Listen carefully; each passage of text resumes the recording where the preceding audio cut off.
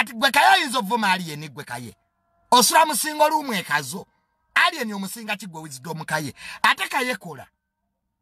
aba bajjo boli mu bagagga bajjo yagagga waladda maki ndiye namuguza mu mazeewo nze mbadde mu meeting ezisoba musatu ezabanene ne bajjo oyo bajja pa ku sente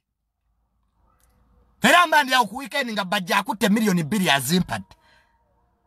kaye janzi teribuuka nanzige kaye simanyi wisdom kaye simanyi kikuwala nyali yen kati wadde agalavuga alien kadde nga gwe nakugamba wisdom tugende wali yen skin yakuwe sente otandike bucha yembizi wagana golozo nazunga radio ku radio kaye bakusasula sente mmeka lwaki tewerumirirwa wisdom gwata ina mulimo emikwano gikwesambye kati seto zijjawa kati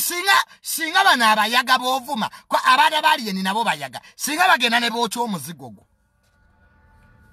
kayo genda nze kaye gwa numamu abalala bonna tebannuma